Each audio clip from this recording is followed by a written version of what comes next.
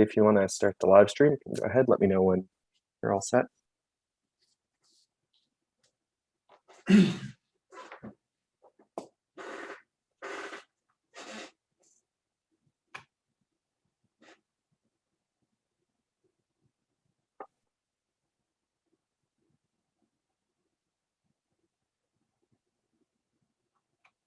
Are we good to go? It does say it's live. You're on mute, Brandy. I don't know if you're saying something. Yeah, I was just letting somebody in. Okay. Yeah, Great. so there's somebody else coming in. We're on live stream. So by all means, have fun, friends. And again, I'm going to be jumping off the camera here, but I will be here, okay? Awesome. Thank you so much. No problem. All right, so I'll call the meeting of the Active Transportation and Sustainability Advisory Committee to order. I would like to acknowledge that most of us, if not all of us, are gathered on the territory of the Anishinaabe people, which include the Odawa, Ojibwe, and Potawatomi nations, who are collectively known as the Three Fires Confederacy. And much of this land is covered by the Williams Treaties of 1923. And I think the work that we're doing, it's particularly important to recognize the legacy of colonial violence on this land and the role that Indigenous peoples and nations have played in stewarding the land and caring for this land. Okay, so let's get started. So the first item we have is an amendment to our terms of reference. And this was raised by Eric Jacoby Hawkins. And it's about the Living Green Berry representative. So having an official Living Green Berry representative rather than a citizen appointee. So Eric, I don't know if you want to take a second to introduce this, and we do have a draft motion to amend the terms of reference as well. So you can take it away, Eric. Sure. Yeah, I didn't realize until I'd eventually succeeded in my application to join the committee for this term that there were organizational memberships as well, that the health unit and I guess it's now Nature Berry have our members more or less automatically, and then they appoint someone to represent their organization to the committee. And Living Green has a history of having a member from our board on this committee. This is now the third term since it was put back in place about 10 years ago. And the first two terms as the Environmental Advisory Committee, we had Peter Bursted as a member, and he's original and still serving board member with Living Green. And then this term, I think he didn't apply, but I did. So I've been representing Living Green here, but not officially. So as I believe the only sort of broad-based environmental charity, citizen-run, volunteer, long-time organization in Barrie, it seemed to me that it would be fitting to have an organizational membership on this committee rather than, hoping through the vagaries of appointment process, having one of our members in a citizen spot each time. So far we have, but that's always fingers crossed. Now, what I don't know is if the council likes this committee at a specific size or if they like a specific number of citizen members. Basically, I don't know if it would be an issue of reducing citizen members by one and increase their organizational, or just adding an organizational one. And I don't have an opinion on that. So I just think that if Living Green had an automatic membership, and then we would appoint someone. And for now, I would hold that position. But in future, it would be up to the regular process. Great. Thanks, Eric. I do have a draft amendment, and it is to replace one of the citizen members with a Living Green appointee. And part of the reason is to keep that odd number of committee members, so we don't have tie votes on things. It's kind of a standard practice. Anne-Marie, I saw your hand. I don't know if you had something to add or a question. Or... Actually, I was just going to add to that a little bit because the timing is nice with Andy having presented to City Council recently around the mandate and the synergies between work efforts at the city and Living Green. So I think timely for full council to appreciate that. I know there was a motion on the table Monday night at General Committee for staff to meet with Living Green and talk about opportunities for collaboration. So I'm fully supportive of it. I think it would be great to secure that, considering it is a very unique not-for-profit that's been doing work for over 30 years and securing that. So I'm not sure if, I guess my justification would be, considering this is a strategy, if part of that motion, Keenan, would be for staff to recommend best option rather than replacing a citizen, because I think it's good membership. We have a lot of really great different contributions, or is it raising the number to still remain odd and actually opening it up to respect broader interests and perspectives around the strategic priority tied to both active transportation and sustainability. And so I guess I would say, I'm wondering if part of the recommendation would be that we make Living Green a formal agency membership, that Living Green would have a seat on a go forward, and then if staff would recommend if that should be a replacement of a citizen position or if we could grow the committee. Okay, yeah, so when in my conversation with the clerk's office, their recommendation was to replace a citizen member, but I mean, I think we can always have that conversation right now. So right now, just so everyone's aware, we have 7 citizen members, 1 person from Nature Barrie, 1 person from the health unit, and then 2 members of council. So that brings us to 11. And then the recommended motion is to delete the 1 citizen and replace that with a representative of Living Green. I don't know if other people have thoughts on. So I guess what we, if we wanted to keep the number of citizens, well, we'd actually have to maybe increase the number of citizens by 1 more, and then add that organizational member as well. So I don't know if there are other thoughts around the table about the best option here. Do we feel like having too many people is a burden, or is it a good thing? Al, I see your hand. You're on mute, sorry.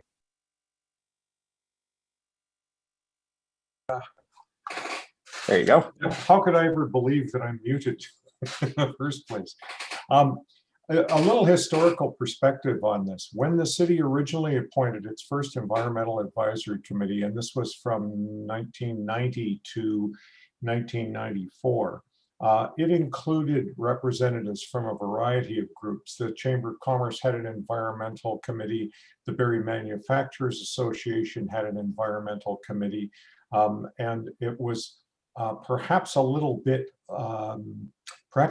looser than the more recent environmental advisory committee and this committee have been in terms of its structure. The council disbanded that, I think, about 1998. I'm not quite sure what the reason was for that at the time, but I was a member of it for the first year and then the subsequent 3 years, because that was the term of council at the time.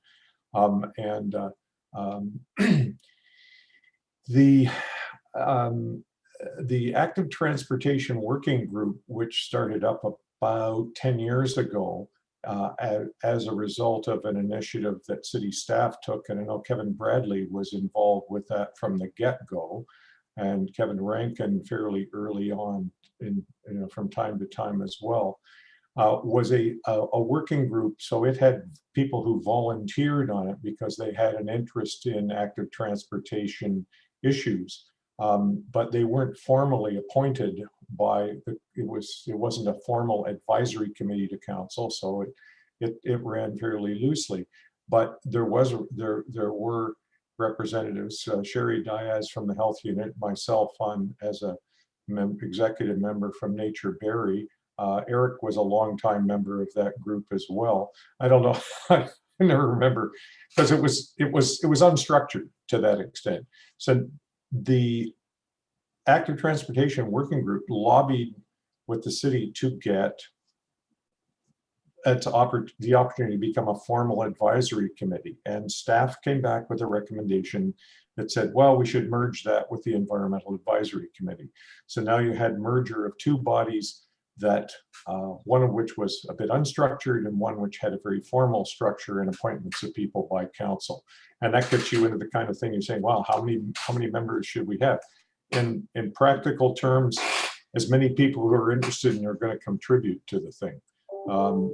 I support the motion to bring Living Green Barrie on. I'll tell you, back in 1990, Peter Burston and I were the founding president and vice president of what was then Environmental Action Barrie, and subsequently became Living Green. So we've had our fingers in the pie for a long time, but I think it's a good idea because the focus of that group is a bit different from the Nature Barrie group, which is also an environmental group and a charity, and has been around for 70 years now in Barrie.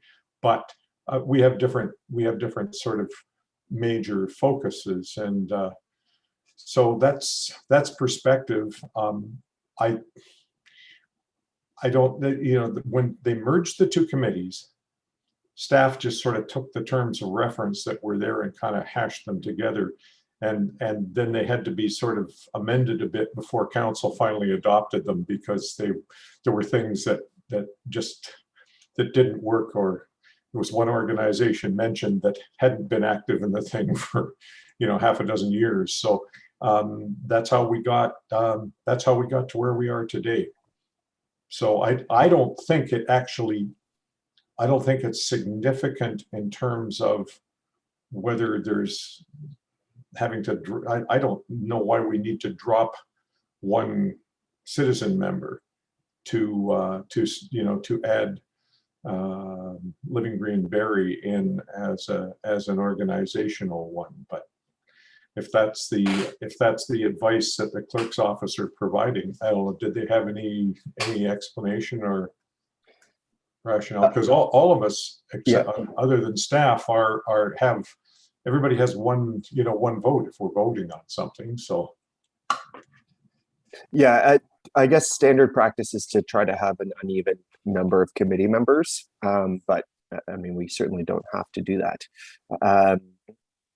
I don't know if, so I have this draft motion. I'll read it out and then see if someone's willing to move it. And then if we want to change that, then someone can move an amendment. So the draft motion is that the terms of reference for the Active Transportation and Sustainability Committee be amended to delete one citizen member and be replaced with a representative of Living Green Barrie. Do I have someone willing to move that?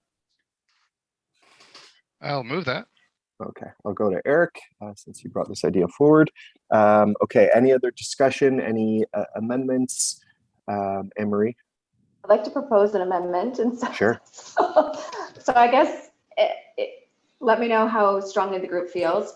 I would, in reading the terms of reference, like to reconsider, at least for the rest of this term, not dropping a citizen member, at least in the mandate, because I think we'll add.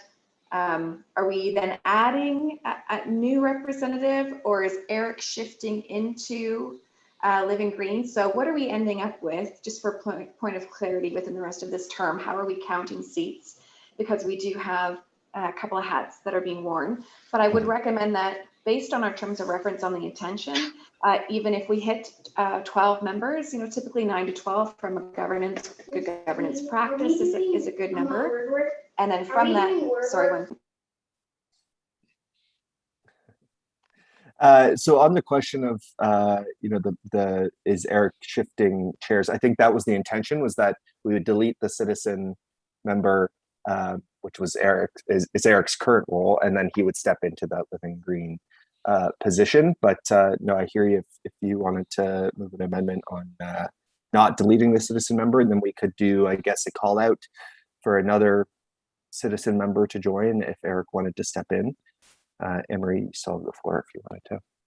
Thank you. Yeah, I just didn't want to see a reduction in citizen membership if it was being framed as, hitting an over number of 12, because I think based on our terms of reference, it does drive an interest in trying to achieve consensus. So if we're ever at a split vote, I would first want to encourage that we continue the conversation and then maybe reconsider, does the chair shift into a tie-break vote versus it actually mitigating someone from joining the committee or changing, being directed about having to land on an odd number of members. Mm-hmm. Okay. I see John's hand, then Eric's hand, then Al.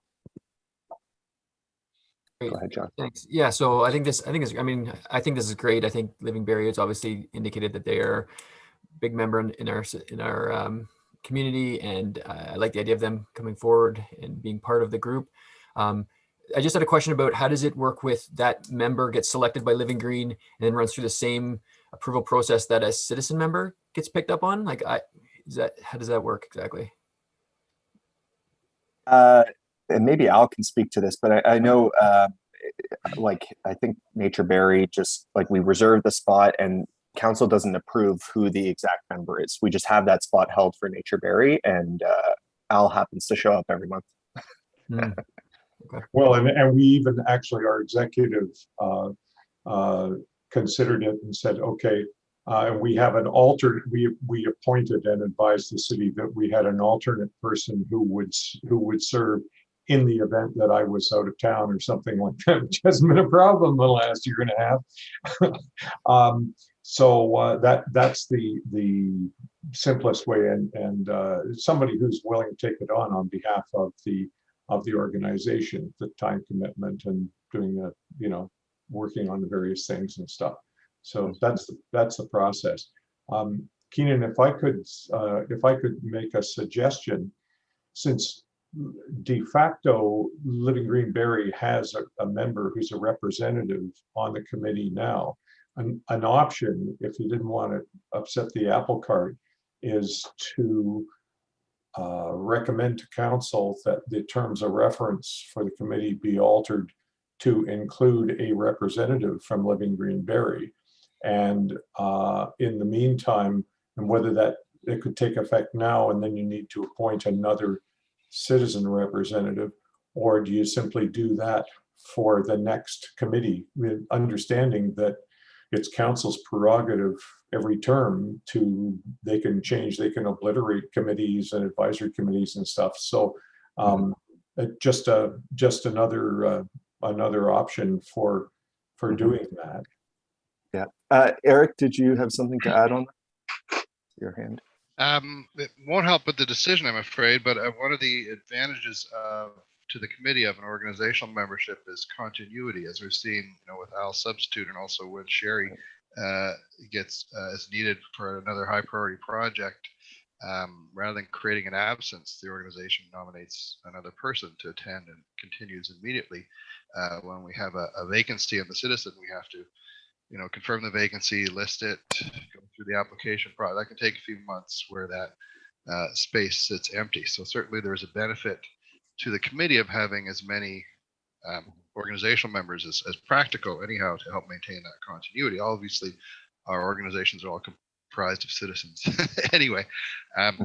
The other one though is I can't, there's so many 6-5 votes on our committee.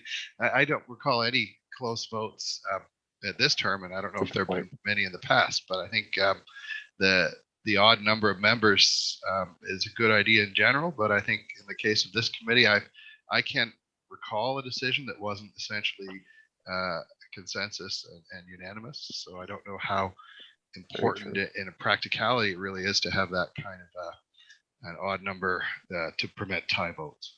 Yeah. So Eric, since you have moved the motion, would you be willing to move the motion to add a representative of Living Green Berry and then get rid of that piece about deleting citizen member? Sure. Okay, so that's what's on the floor. Any other discussion, questions? So right now what's on the floor is just to add a representative from Living Green, and then keep the number of citizen reps that we have, which is 7. And that would be effective as of immediately, Keenan, or? Yes. Yeah, as written, unless we wanted to do it differently for the start of the next term, but I'd be happy to make that change now if the committee is. Not seeing any hands. Oh, Eric, is that a new hand raised? Sorry. Oh, you're back on mute.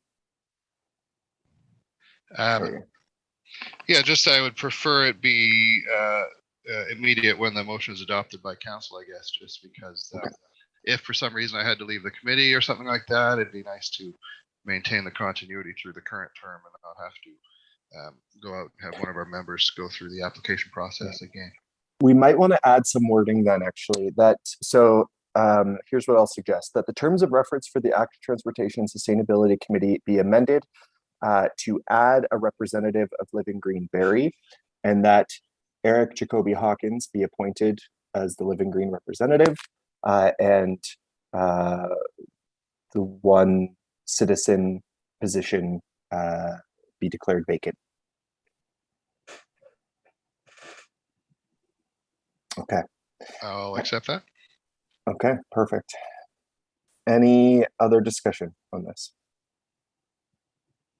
Seeing none, I will call the question. Those in favor of the motion? Aye. All right, and opposed? Seeing none, that carries. All right, perfect. That's great. Another 6-5 squeaker. Yeah. Yeah, we do tend to agree on things here, don't we? Okay, so next item, we have reducing greenhouse gas emissions through park and yard naturalization and education. So this was something we began a discussion on last time, but kind of opened up a whole can of worms of what this could look like.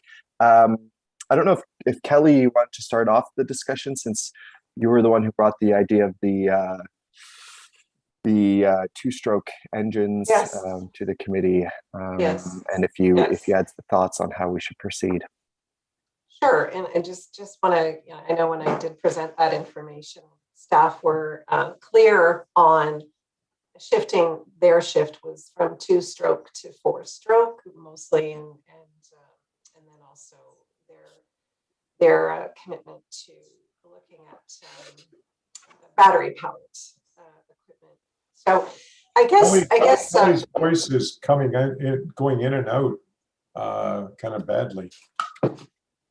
okay. Yeah, I don't know if it was the distance from the microphone. Sorry. Yeah, let me let me just turn this up a little and see what happens. That seems better already, actually. Is that better? Good. Okay. So yeah, so when I presented that information, wanting to get buy-in, from the city in their commitment for a reduction in a smaller way of our greenhouse gases when it comes to maintenance and park maintenance. So I think, if we could go for a quick win, the first thing that I would suggest on a quick win is to completely ban the use of leaf blowers. And as a quick start to that would be a recommendation. And thinking about the way that the leaf blowers are used currently to blow dirt off our lovely Meridian Place and Memorial Square there, and other sand off the boardwalk, snow. I've seen the blowers used for snow blowing when there's little tiny flakes of snow outside of rec centers. So I'm just kind of wondering, if we could take that opportunity, as a city to, perhaps take the leadership role and thinking about this small gesture, and how we can set examples for our community when we are looking at this, big planning of reducing our greenhouse gases. So that was what I was thinking as a start, a small start, trying to start small. And just a question for you there. You were thinking banning the use of leaf blowers by the city, not citywide. Not yet. Okay. Oh, that's a big no.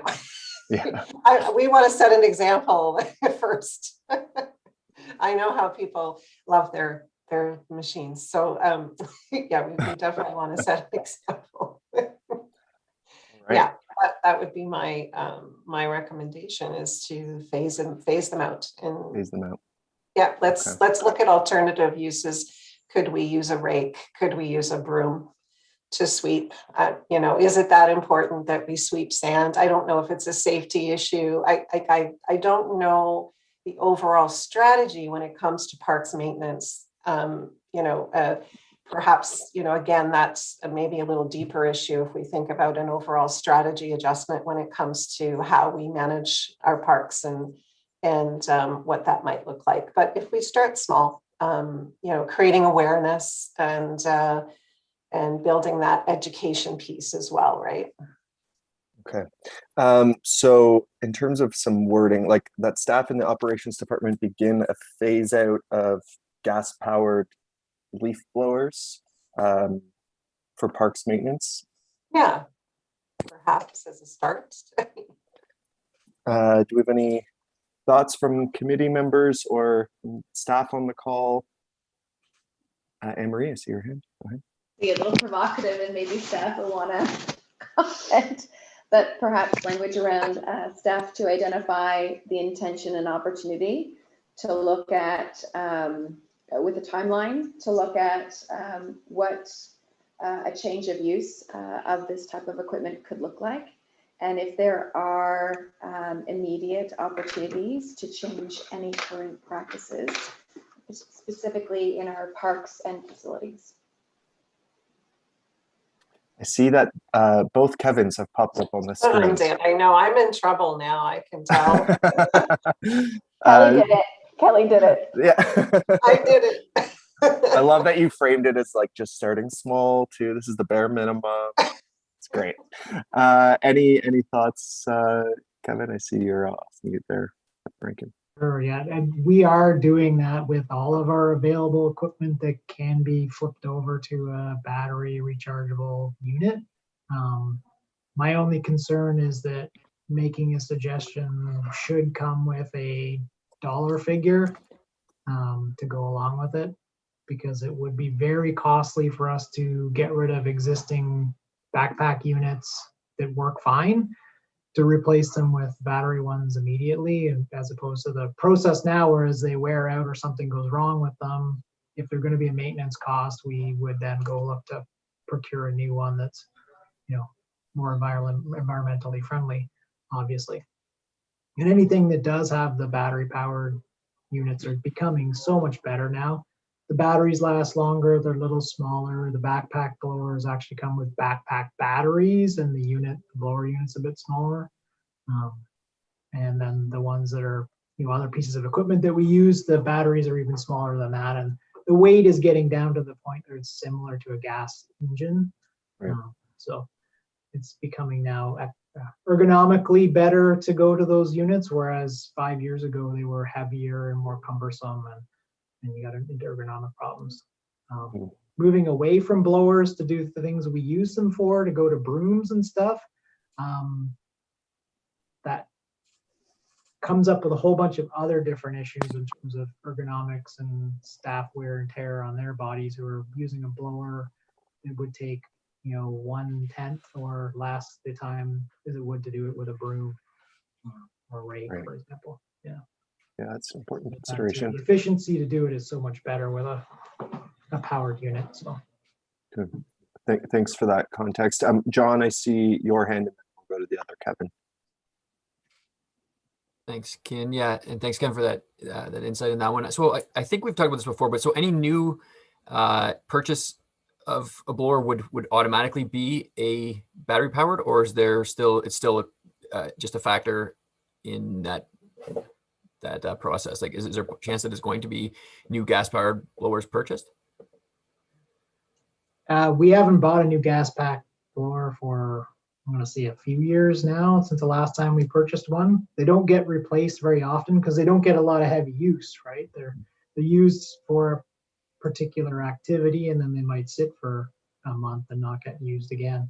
The only one that gets used regularly would be the waterfront. So yeah, when we go look at them, every time we go look for a new unit, we look for the most efficient unit to use for our processes. And if we can get any kind of a battery powered one that would do the same work, then we definitely get those. Okay. We've even got gas powered chainsaws now, battery powered chainsaws now that we couldn't have got 5 years ago. They just didn't exist. Okay, great. And I don't know if you know this either, but like how many, what's the ratio of gas powered units to battery powered units currently, or roughly maybe? I don't know if you know, is it like 50-50 or? Roads is all electric because they just got into a situation over a period of time where they were doing more of that kind of maintenance. So I know they're pretty much, if anything, like 90+%. We're probably in the forestry might be less than 10%. Parks maintenance might be 10 to 20%. It all depends on what unit it is. Is there, the only other thing I was thinking is there a priority of the ones that are used? Are you primarily, like, if you're only using for one, are you taking the battery powered ones out first? Or the Well, they're signed by crews. So a crew who has one, that would be a unit assigned to them. So horticulture, for example, he would use a backpack blower very, very little. There would be ones who'd have a battery powered one because they hardly use it. So who wants to maintain a fuel can, do all the maintenance on it, the oil changes and all that kind of stuff when they're only using it, a couple hours a year type thing. Okay. Yeah, that's what I was just thinking. If that's the prioritization is done that one, it sounds like that's already sort of the case anyway because of convenience. Yeah. And the ones more heavily used are obviously the ones that are wearing out. It's a little bit faster in the replacement process anyway. Right? So something gets used on a regular basis, like the waterfront blowers to do the boardwalk and the basketball court. Yeah. Kevin Bradley, did you have something to add? I know you had your hand up earlier. I don't know.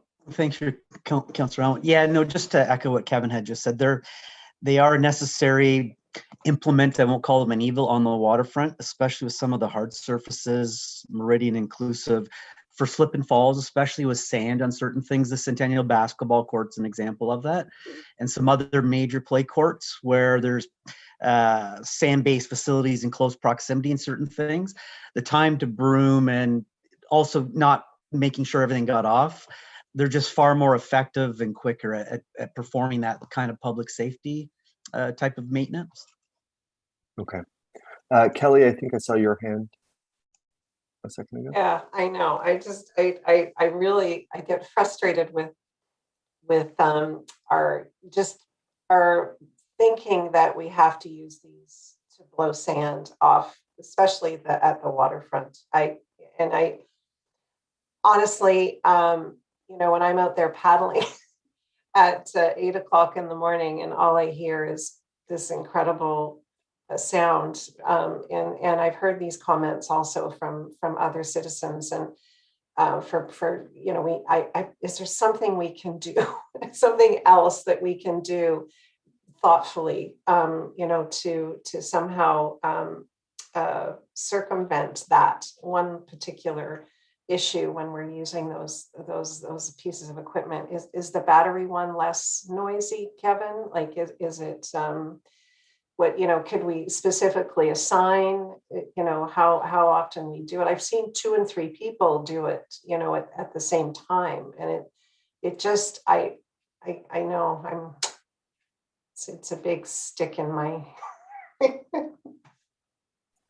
I don't know if either Kevin has a response to that. Kevin, sure. I think that like I was saying, the ones down at the waterfront are probably the most heavily used because it's a standard part of their maintenance practices because of the number of slip and fall claims we've had down there, the use of the pathways, the surfacing, as Kevin had mentioned, there was a lot of smoother surfaces than asphalt.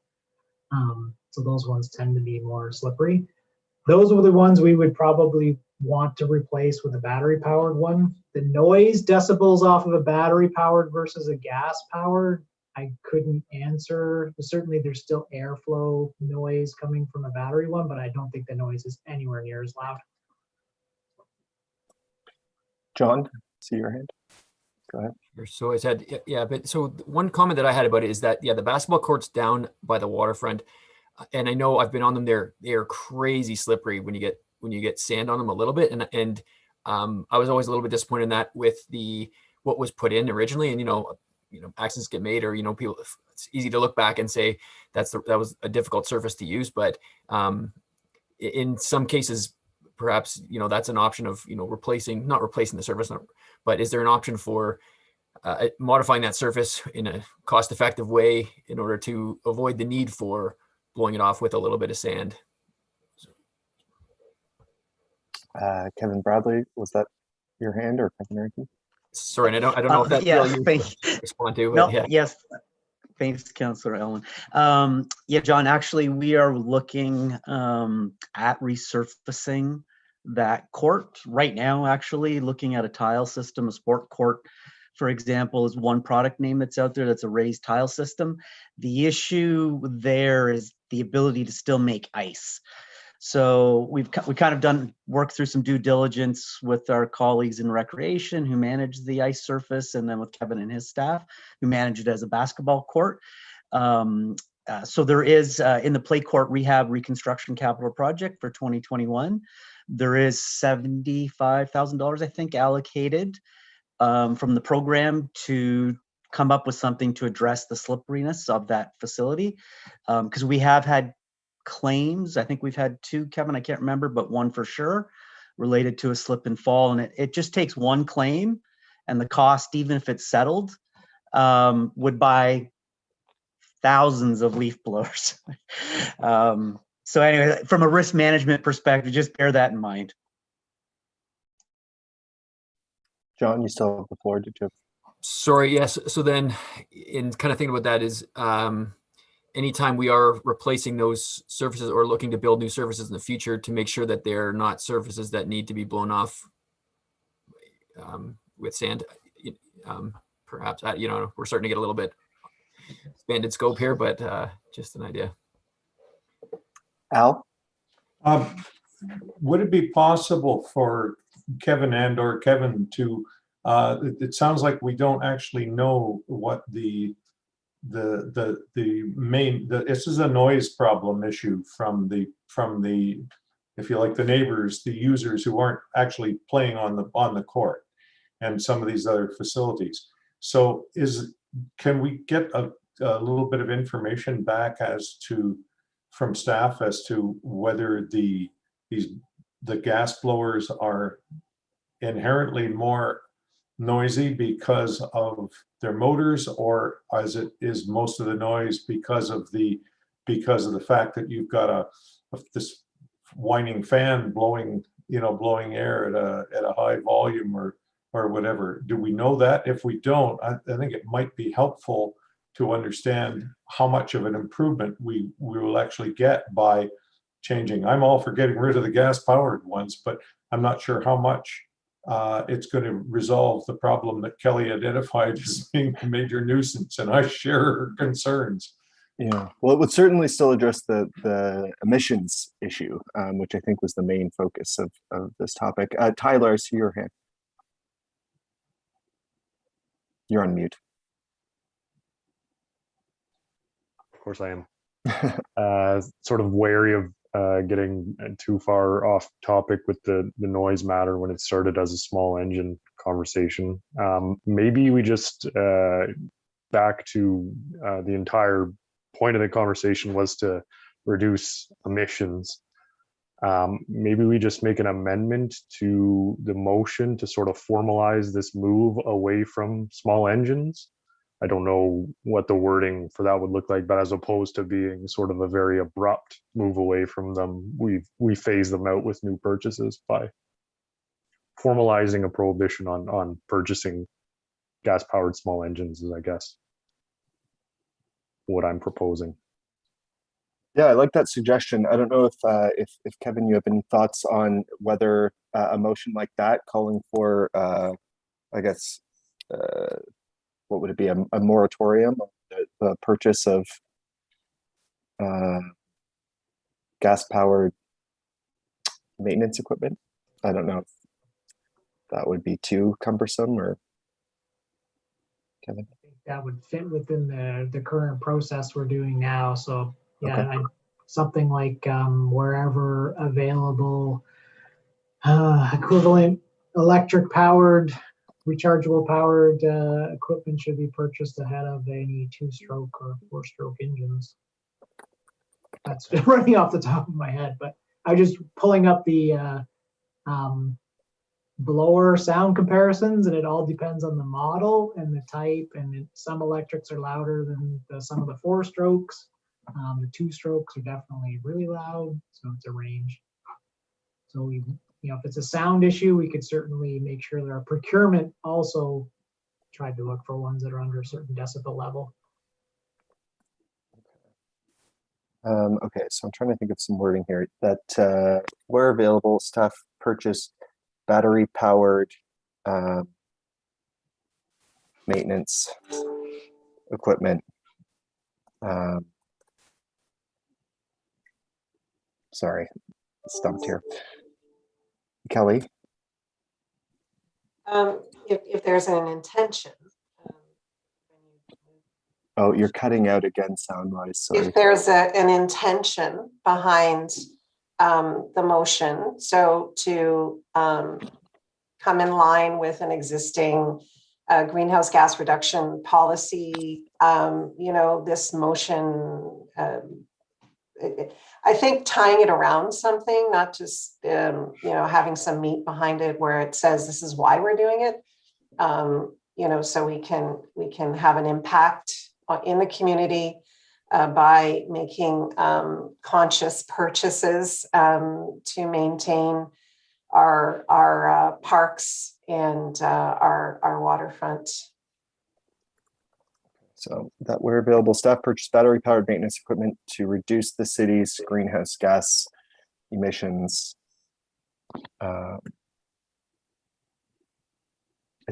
you think that wording captures our intention? Is that enough?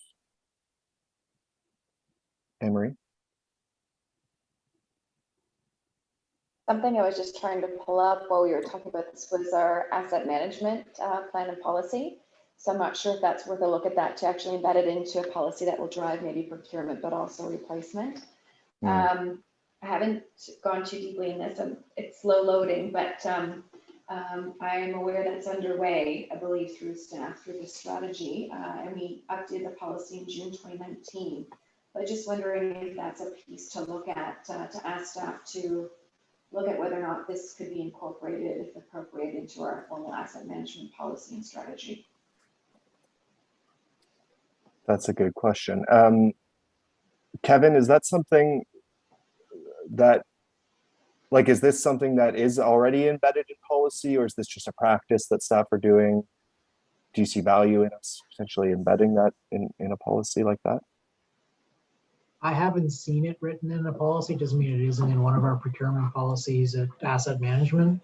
Yeah. I wonder if it's a question to Kelly Oakley, who's driving that current process. Maybe it's just asking where it sits or if it could be included. Other Kevin, I see your hand, and then we'll go to John. Thank you. Yeah, I'm not aware if it's in any policy, and I actually think the climate adaptation strategy is also quite on this, but just for the committee's information, other cities have sent direction back to staff to look at an emission reduction strategy specifically related to phasing out small maintenance engines. And then it provides staff time to kind of think about it and come back to council with kind of a longer term vision, the business impacts, the operational impacts. Some of them are accelerating those emission strategies, the phase out strategies, but it might be one option, and Kevin can comment, but it might be one option for the committee to consider. I think there's lots of examples out there about other cities who have done that. But at the same time, then it allows Kevin and his teams to also look at their maintenance strategies, their maintenance planning, and kind of bring all those pieces together in one strategy. Just an idea for the committee.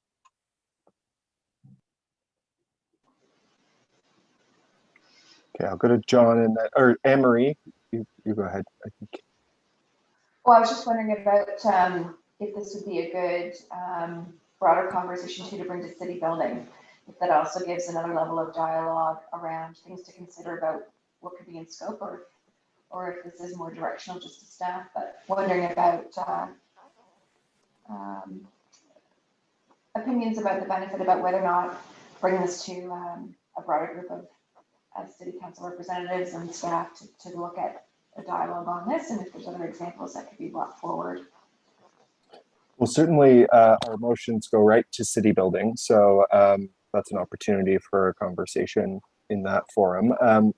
John, your hand, and then Kelly, Sorry, and then mine- Al. Sorry. a little bit outside. So I was thinking as part of kind of still in the original concept that we were working towards is if the use of those leaf blowers was limited or moved towards being limited to conditions where it's safety related, is that like where we're kind of like, for sure, I understand the safety concern. We got to maintain the safety concern, and there's a priority on, you know, being able to do that efficiently.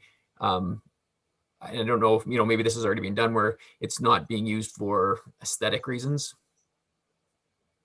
Mm-hmm. I don't know. Yeah, Kelly, did you have something to add? And then we'll go to Al.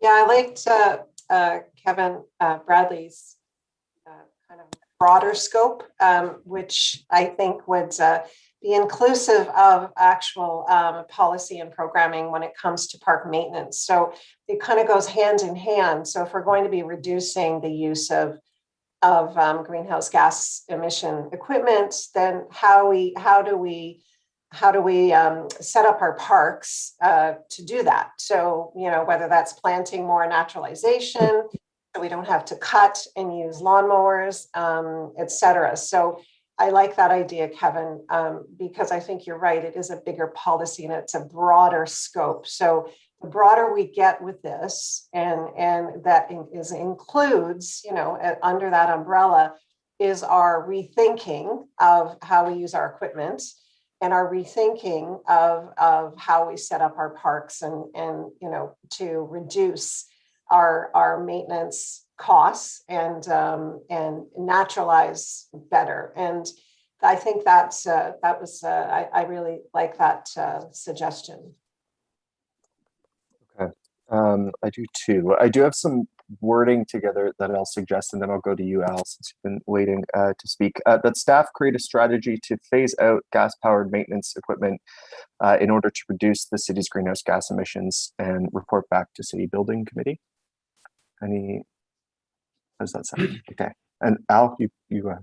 Yeah, so I was quite pleased to hear Kevin Bradley's comments on that, about the broader strategy, because what we're talking about here is maintenance of properties. What's the most, as Kelly just identified, what's the best strategy? How do you reduce the amount of maintenance you have to do?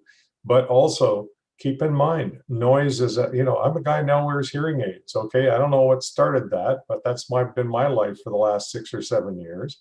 And excessive noise you can't avoid in a lot of places because it's all around us, and it's just another form of pollution, and it's not doing our health any good. So that should be a factor in that kind of overall review. We do things en masse, we do them full bore, and we do them to excess. That's human nature.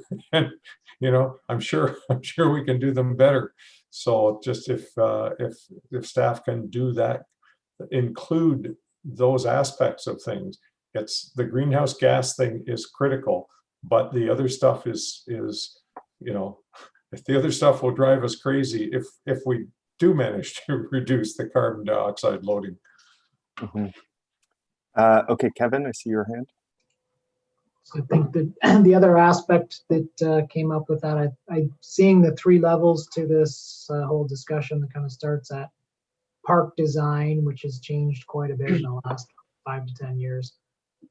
Certainly more recently with more naturalized areas within parks right off the design and construction stage, as well as the amount of naturalization we've been doing in our existing parks, and then the review of our current naturalization policy in terms of expanding that to a more global perspective throughout the city. And then right down to the end of the day, the hand equipment that's being used and the maintenance equipment that's being used will be used less because there's less of it being maintained, and then the type. So there's definitely a top to bottom approach to this one that everything ties together.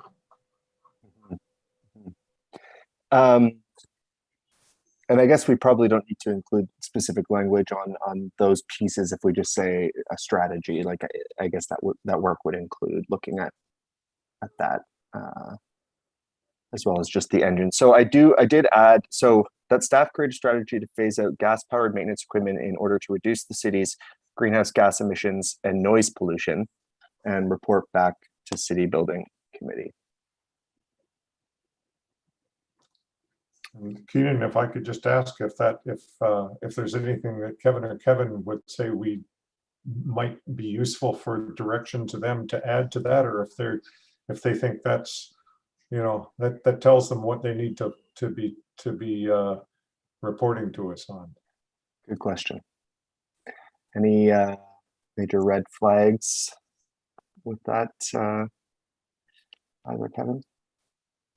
Just want to add, do we want to inherently limit the discussion to just small maintenance engines, or do we want to open it up to, given everything that's been said, a bit more of a discussion than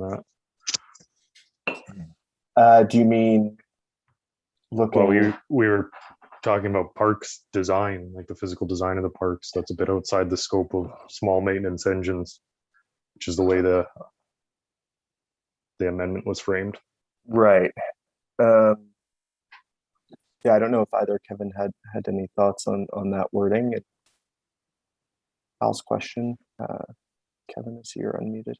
I'm one that I need to see it in my hand to read it again, but no, and I think Kevin captured it right. As long as in the spirit of the motion, it's the entire life cycle of park and public spaces and open spaces. So the design element, our maintenance strategies, our maintenance planning, which picks up which type of equipment and what application, what frequency, what goals.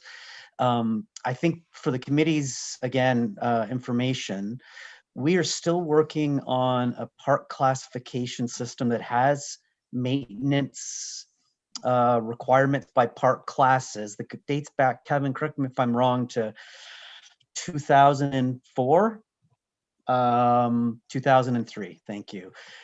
So there is work to be done. I think it would be helpful for us as staff to have some direction for us to start to move forward with a park naturalization study update. We are starting research on it, just so you're aware, this summer. As to some best practices, City of Calgary, City of Edmonton actually have some very simple, interesting matrices they apply to parks. And if it fits that criteria, then it's naturalized. It's that simple. I think there's 5 questions that staff test each space with. And then what it allows us also to is to report back then, or with Kevin, is the operational efficiencies and maintenance efficiencies that come with that. So that maybe resources are directed to something better than maintaining turf in an underutilized park, for example. Mm-hmm. Or maybe it goes into naturalized budgets, but that's really Kevin's call. So yeah, I think as long as the spirit of the motion picks up that full spectrum that Kevin had mentioned, that would be fantastic for staff.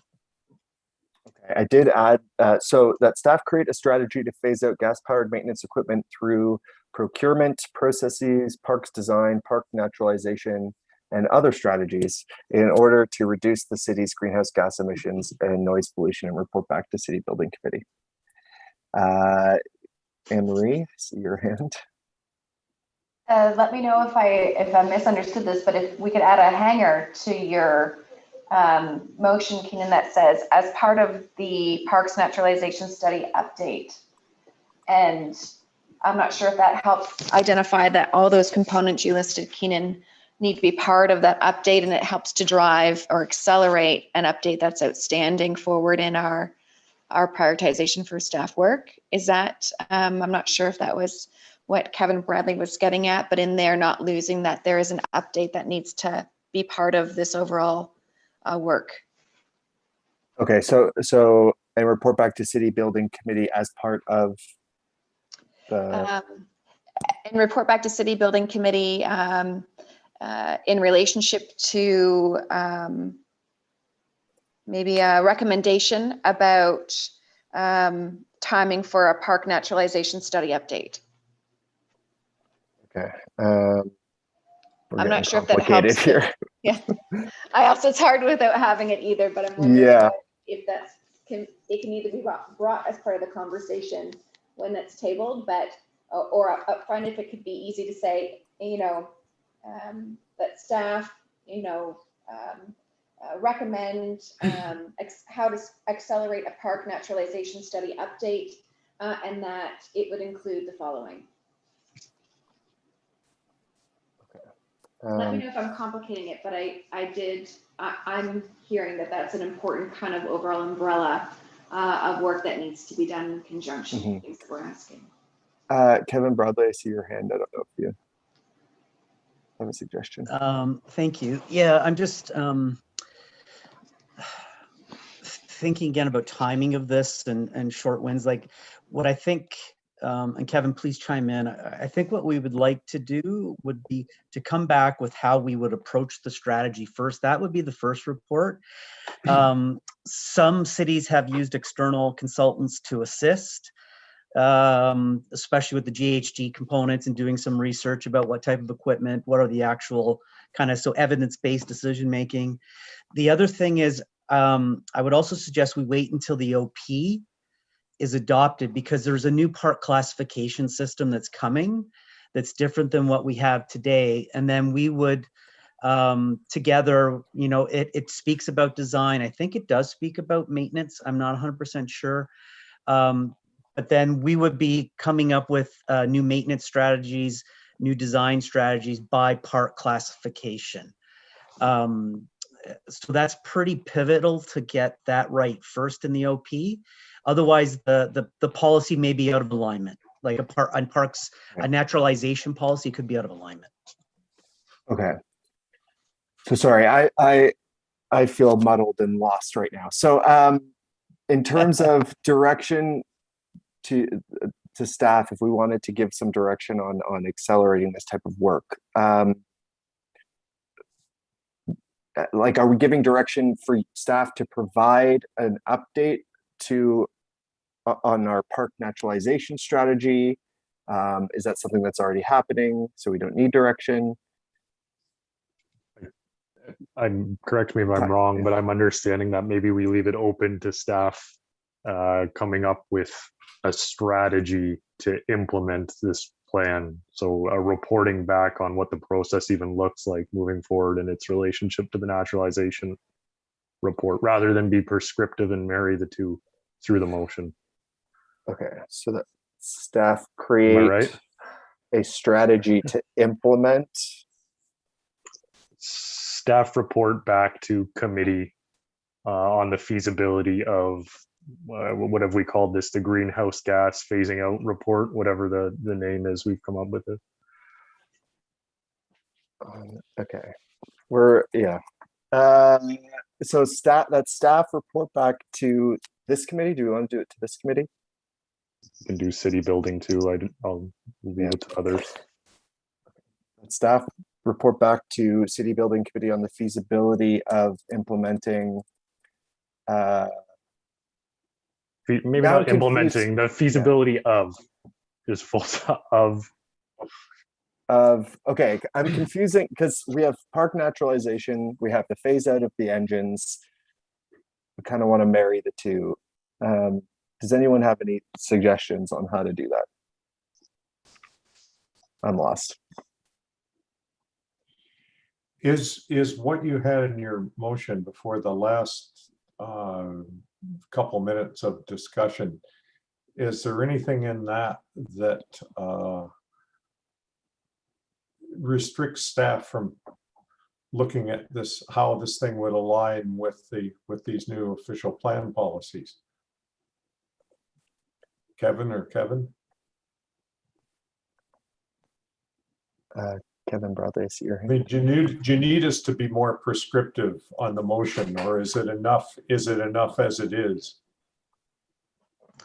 My thought through you, Mr. Chair, is that I think what you need us to do is to report back on, as using the word of feasibility of a plan to do the A and B. Don't be prescriptive, because there is all kinds of different work going on. And then what we would report back is on the scope So what would we include? What are the resources to do those task items for you? Is there budget consideration? So essentially we're coming back just on the feasibility, saying, here's the scope of the study, here's the cost of the study, here's the schedule of the study. Then you would, next step would be, okay, give us direction with the timeline saying development services operations to report back by March 2022, whatever the committee and sets as a timeline. But I think we need some time to think about what the scope even is and how we would tackle it, and then report back to you. And I would suggest we come back to you first, this group, to get feedback Yep. before we go to building committee, just my opinion. Yep. Have some discussion here and then we can go forward there. That's the kind of work I think you need from us first. And Kevin, if you want to add comment, please.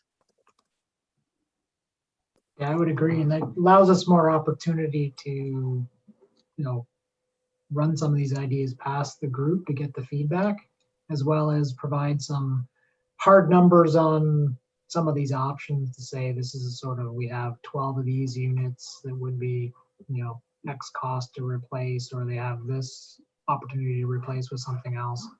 To come back with some real numbers and information that you can digest. Okay, so having heard that, let me know if this wording makes sense. So that staff in the Parks Operations Department investigate the feasibility of creating a plan to phase out gas-powered maintenance equipment through strategies, including but not limited to procurement processes, parks design, park naturalization, in order to reduce the city's greenhouse gas emissions and noise pollution, and report back to the Active Transportation and Sustainability Advisory Committee. I'm seeing nods. Okay. Well done, Mr. Chair. My brain was hurting there for a minute, so I appreciate the clarity from staff on that. Kelly, I see your hand is up. I just had a question. Kevin Bradley, you mentioned that you are doing work on naturalization study this summer. Can you elaborate on that? Good question, Kevin. Certainly, through you, Mr. Chair. Yeah, we're just starting to do some best practices research. We don't actually have it officially in a work plan of any type, Kelly, to come back to council or anything with it. We just know it needs to be done. But again, we're waiting for the OP to be finalized before we go to that next step. So right now it's just background research of other municipalities and things like that. We have a co-op student that's working on it. Okay. Thank you. Anne-Marie? Well, we're on the topic of the OP, which is released this month for public consultation, I think, and then it'll be finalized, I believe. So are we forecasting just a conversation on our next agenda in June around perhaps the conversation about the new park classification system and or areas that we should maybe appreciate more fully or touch base on with staff that are part of this, the other pieces around an understanding of, how that policy might be driven and informed. Mm-hmm. We had thought about, and this is an agenda item coming up on the OP and the urban design guidelines, because we had considered having another subcommittee meeting to kind of look through that latest update. And I don't know if that's how the committee wanted to proceed with that. But maybe we can talk about that under the official plan item, if that's okay.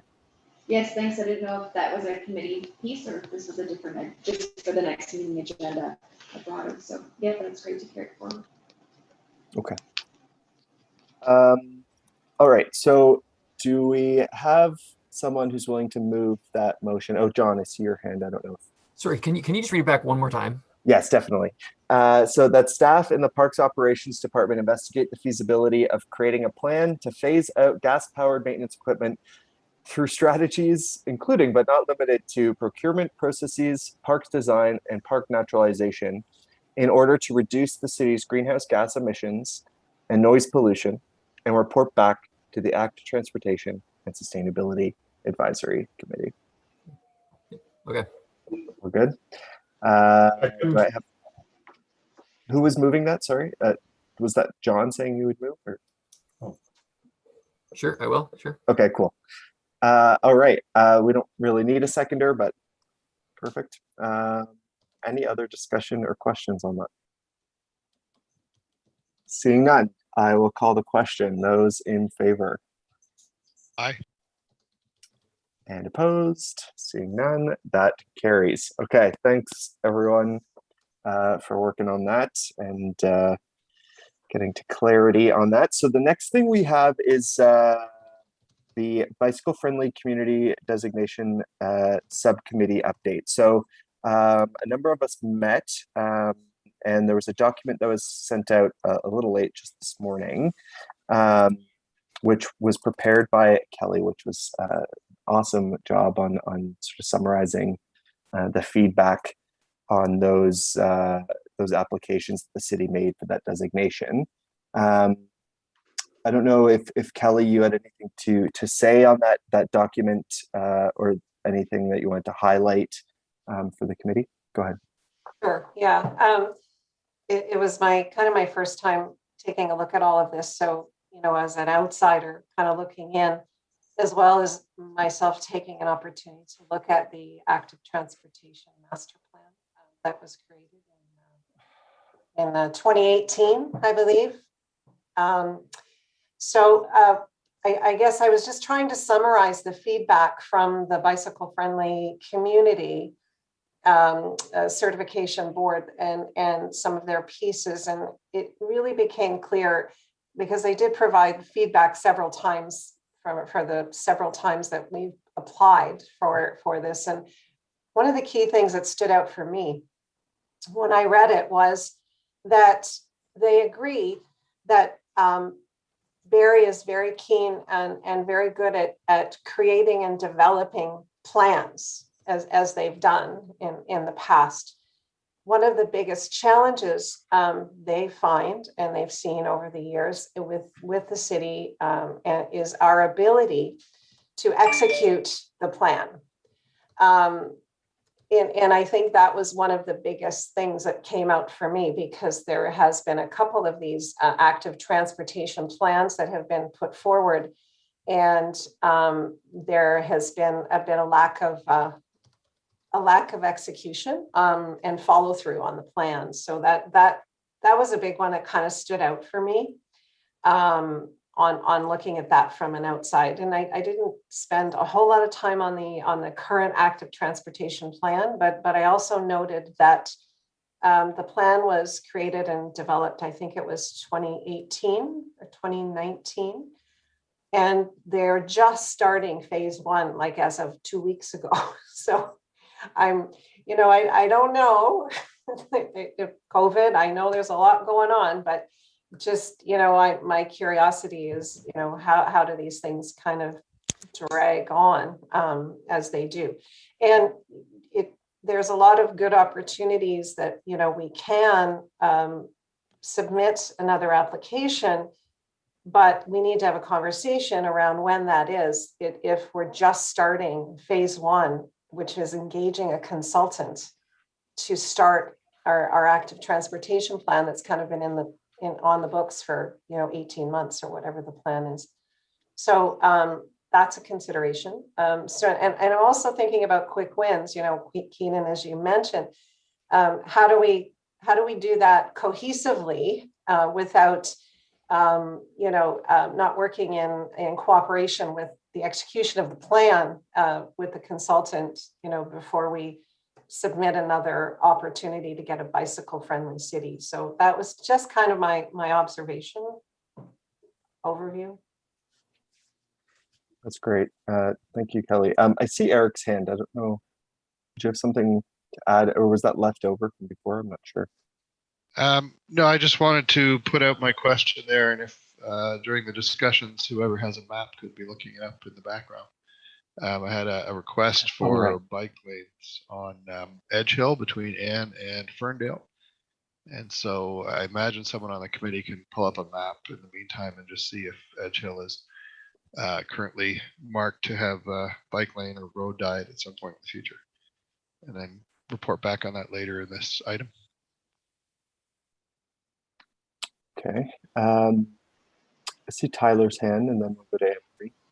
Yeah, I just wanted to add, I don't have an answer to Eric's question, but the Ann Street Bridge construction might have a relationship to the feasibility, and whether or not that bike lane is already planned, I have no idea. Just thought I'd. Yeah. And I see transportation planning. I don't know if that's Brett. It is. Hello. Hi, Thanks everybody. for being here. No problem. No, thanks for the comments. So just like clarification, so the 2019, what you're seeing, this is the Transportation Master Plan. Our first fully active Transportation Master Plan really was completed in 2013. So we're on our second gen, and we do these master plans with all our infrastructure classes to accommodate growth forecasts that the province provides us. So that's typically on a 5 to 6 year cycle.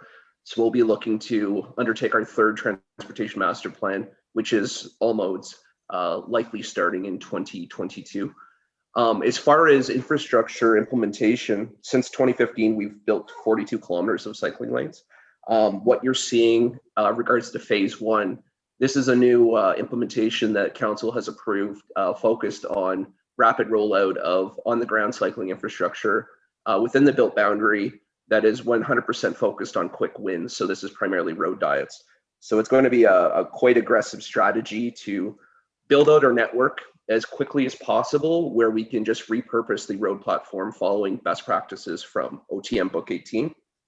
And just the comment on the Edge Hill road diets or the bike lane suggestion, the 400 Ann Street Bridge is actually bang on is the issue. We're deferring that a little bit because of traffic issues, but that has been identified as part of the Cycleberry infrastructure program for the consultant to look at a solution extending all the way to Miller Drive to Ann Street, because that is like one of the primary links of Ann Street itself.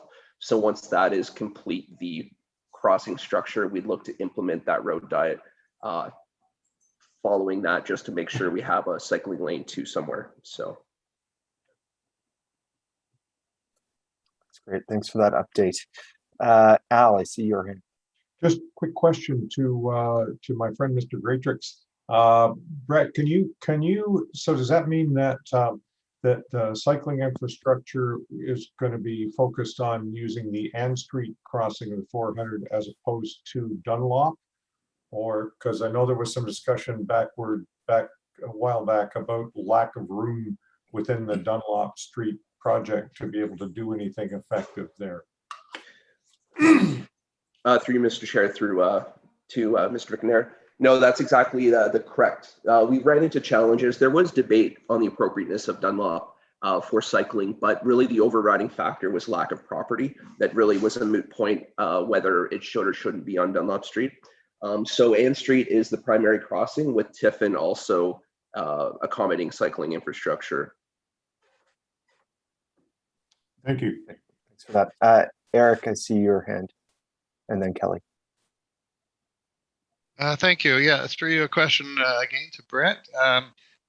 So I gather from that Edge Hill is certainly planned for road diet or something similar after the Ann Street improvements are made over that. I'm wondering though, with during the period that I got the letter I saw said like 18 months that Ann Street is closed, I wonder that maybe making that adjustment beforehand, because traffic that otherwise would cross Ann Street is now going to have to go to the east in some cases, but to the west in others, and that would sort of drive it along Edge Hill as the only way actually to get across once you get past Fox Run to the west to get down to Ferndale to go around Tiffin. So I wonder if there's a possibility to have that set up in place in time for the closure of the Ann Street overpass. Great question, Brett. I don't know if that's been considered. So this specific road diet itself, we have this package with the Cycleberry infrastructure program. So the timelines, absent of MTO doing their project, would still be at earliest recommendation to move forward with something in 2022, probably Q3, Q4. So that was the timeline with or without MTO's project. That being said, we can definitely look at it as part of the cycle, Barry, to see if there's opportunity to move forward at that timeline in conjunction with the MTO and the city traffic services staff. Okay, Kelly. Thank you. Hi, Brett. Hi. Thank you. So one of the things that I also noticed in the feedback from the bicycle-friendly folks was that it's very important that we have a dedicated active transportation staff member. Is that you? That's part of the role of the entire branch, which is a two-person crew right now. So that's split. But we're looking to grow with a temporary position out on the market right now, and then looking to just further grow in line with population growth. And just touching back on because this relates to the master plan cycling infrastructure, we haven't just seen that big leap in growth that was forecasted in 2013 or 2019 just yet. We're on the cusp of that. So we're really looking to both staff up, but also further grow our network in line with actual growth on the ground. So while we do have these plans are really baked on the provincial growth targets. So we're in line with what's happening, and we're ramping up in lockstep basically with accelerated growth that we're anticipating in the near future, especially with additional housing that's coming online in the secondary planning areas, and then just reflecting the intensification that's happening within our urban growth center. Okay, thank you. So you would have somebody that specifically is focused on this active transportation role, cycling specifically? What we're looking to get out of the Cycleberry infrastructure program as a secondary recommendation would be some of the softer non-infrastructure related services such as this. So that's something that out of that process we'll have a recommendation. At first, the first component of that is a services provided potentially by a third party organization such as a consultant until we get to the point where we can justify having a staff member full-time working on non-infrastructure related cycling. We're quite there yet in terms of needs, but that's something that we definitely on the radar that we like to grow into for sure. Yeah, because I see also the feedback. Thank you, Brett. From the cycling group was really specific and repeatedly over the years was about education, and part of our job, is in growing our cycling is to educate people on that, and part of the active transportation role for a specific staff member. Because we're not a working committee, we're and I was kind of trying to figure out the difference, Keenan, when I was looking at the Arts Council thing that they're putting together. So it's not, is it up to us to, start driving education and facilitation and cooperation and coordination with, say, Firebird, so we can actually roll out education on our active transportation, so we can get more buy-in and more engagement in our community, which in turn will build demand. So I'm not sure, that sounds like an interesting piece that an active transportation dedicated person could start facilitating is the whole education piece, which I think is a really big one, especially with partnerships like with our boards of education and the Simcoe District health units. So I think there's a real, for somebody to take this, and really sink their teeth into it and really educate our citizens, that push back against our road diets, how do we encourage and engage that group to support us as we roll out this fantastic plan that we have. Yeah, and I'd be curious to know, if there are other municipalities our size who have that dedicated staff person. And Brett, it looked like you were going to add something on Kelly's point there. That's an excellent question, and that's a question I'd like to find out too, and that's within scope with our Cycleberry infrastructure program is a peer review of 10 municipalities that are both at peer level and slightly ahead of us as far as growing and proximity to the GTA, so more aspirational. We have 2 excellent submissions under procurement review right now. Both are leads, are leading in their field of active transportation. So I'm quite excited to see their expertise, what they bring to the table. And again, one item of the scope is development of an education and outreach program. So I think what's key for the committee to just to pass on this information is that we'll have 2 public information centers as part of that. The committee will be, we'll have presentations to the committee as well. And once we get into this process as well, we'll be looking to ask the committee if there's interest in forming a subcommittee to participate as a technical advisory group. So there'll be quite a bit of involvement, quite a lot of opportunity for feedback as far as the technical work. So just wanted to make sure that that's there. So you'll have the opportunity to see what the consultants develop through this project. And there's always the opportunity for the committee to provide feedback during the project, or even when staff come to council with recommendations or the final report, that they'd like to see that augmented even further, potentially with a full-time person. So. Okay. Any other questions on this piece for Brett? Maybe When just yeah, go ahead. Sorry.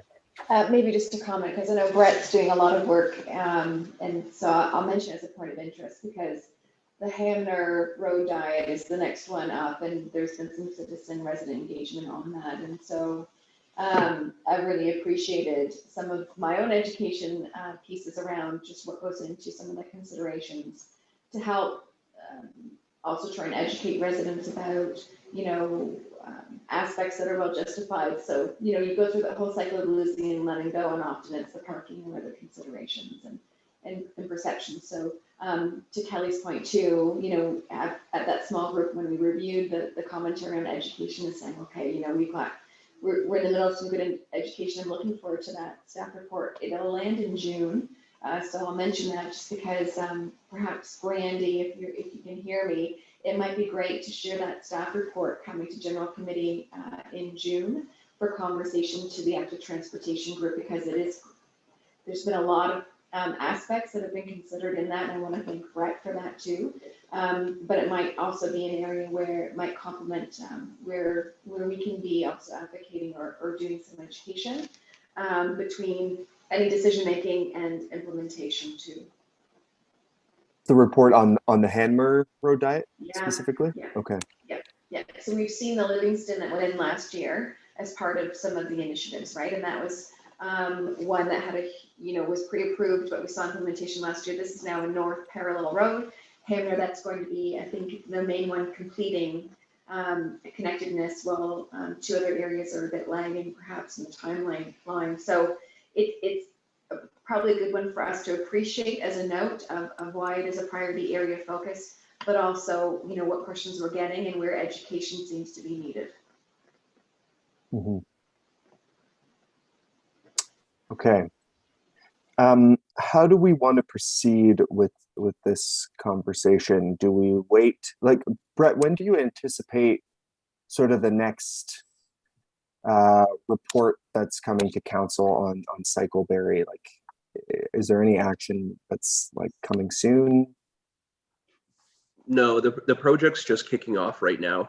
And just reviewing the comments from the past 2 applications, and what Kelly's noted was that we're good at making plans and they want to see some actionable. So I would just, my comment to the committee might be, and again, it's just a comment, that maybe we wait until we action some of these items, that we have a clear plan now, we have funding in place, the project's happening, and it might put us in a much better position. But I'll leave that with the committee to consider. Mm-hmm. Yeah, I don't think we had an intention of making that application anytime soon, because we don't want to get rejected yet again.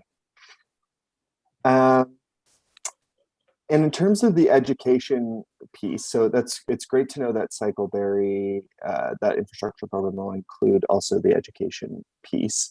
As a committee, though, do we feel there's an opportunity for us to take any of that on? I mean, I realize we're like a volunteer committee without a budget, so that might be kind of difficult. But I mean, we do have the web page as one possibility, so maybe that's a good a good time to kind of open up that conversation around education on the webpage. I don't know if anyone had thoughts on how, John, I see your hand. Thanks, Keenan. Yeah, so I was, I think kind of going all the way back to Kelly's point, I think, the plans, we're doing good, well at putting the plans in, and I do think we need to move on it, but I do think the plans are a good first step. I think it is really critical that we get that stuff, because I do think that's how you move. You know, if you want to move the needle, you got to start from the planning section. So I think that's great. But I do think from our committee's perspective, there might be an opportunity to do some education stuff. For me, I'm thinking that the school transit planning or travel planning stuff is a good priority to take, and I'm happy to kind of start with that. I think in that kind of side meeting we had there, we were talking about some opportunities there to get going with getting some travel demand stuff into schools where ones are, or if they're interested in it, to run it through parent council or through principals to get it going. Hopefully, you know, I think if we get it started now, it may be ready for September, which I think is key to get it at the start of the school year, where they can do stuff, you know, early in the school year, they can encourage that behavior. So I think that may be something that we can do as a committee, and I'm happy to kind of start doing work on that myself. So great idea. So are you thinking in terms of like some resources we can send through the parent councils that will filter down to the administration and then to the students? Like, yes, that's the idea. So my thought is, we've got the school travel plan stuff that the City of Toronto has some great information. So there's a great package that I can send around to the group that has, it's like all laid out, saying here's the lesson plan to start with, here's the resources, like the whole package is ready there for a teacher to take on. It's just a matter of getting in front of them and saying, you know, here it is, and it breaks it down by each different by the different grades to say, you know, here's what you can do. You were working on tallies already in grade 3. Here's how you can work in an active transportation tally to say, rather than counting something else, you can count your trips to school. And so it really breaks everything down. So just a matter of getting that in front of people who are interested in doing it. So the teachers and possibly the principals interested in doing it. So for me, what my thought was is that if we could kind of start it off with, trying it out through either parent council or through a couple of principals. We had started this before, we got kind of put off or put on the back burner, I guess. If we can kind of start that up again, and I think once you get it rolling in a couple of them, maybe it becomes easier the further you get down. So that was my thought. My thought was, to go through parent council, because that gets you access to a keen teacher and possibly through a principal as well. So. Okay. So in terms of moving that forward, this subcommittee group that met before, do we want to sort of lead that work? Like what, how do you envision that playing out? Yeah, so I guess I could put together maybe a plan on an approach to how it could go forward, and maybe a little bit of a timeline for when we get that going forward. So I can take that on. That'd be amazing. Okay. Any more thoughts on that piece? I think that is a good place to start on the education, getting to our schools. I can. Amory. That the next meeting for that small group, if that works, then with that on the agenda, is that the same small group you're talking about? Is the subcommittee for the bicycle friendly communities, or was that a different one, John? Was that a different school group? No, that's what I think. We can. I'm hoping either way. Yeah, we can do that same group if that's the interest. Anyone wants to join in or pull out from that. I think that works. Okay, I'll move ahead on a meeting date, because I'd love to add into that conversation on the agenda on education communications and some pop-ups I was hoping to do around small videos. So I'll share some of the thinking there, if it can highlight what staff are doing in the programs, but also showcasing bike lanes within the city. And then also, especially back to school reminders about helmet checks and bike checks and before you go, and inviting Firebird maybe to do a video with me on that. So kind of that, you know, what are some of the things to think about when you're getting ready to cycle, but also, you know, where there's some connected routes. And then maybe we talked before too about, you know, just awareness of where some of our infrastructure, even through the Firebird conversation, already exists that some of us weren't necessarily aware of. I think where some of the repair stations are. So maybe we can carry it into that broader agenda too, and see if there's some quick wins over the next couple of months. topics? For sure. Okay. Kelly? Thank you. Simcoe Muskoka District Health, and I know Sherry's not here today, but they have a program called On the Move. That is, something we can also think about and incorporate and utilize if it's something that's already existing. And then my question was to Brett. Is Brett still here? Oh, there he is. Yeah. My question was, we're talking about some education pieces here. Brett, is there a possibility that you have a staff member that could help with that or help us do that? So on the first question with the health unit, that's a great suggestion. I wanted to suggest putting us all together because we have representatives from the school boards as well as the health unit, which are also a little bit challenged with COVID right now, but ourselves participating in that as well. As far as staff resourcing, we're very challenged right now. That was the thought behind looking to a third-party vendor to provide that service as a bridging solution. But we're always open to suggestion, and that can always be remedied through additional resourcing through a council motion. So that opportunity exists, but that does look like a good interim solution, leveraging educational material that already exists. And I know there's a lot of interest from the school boards too.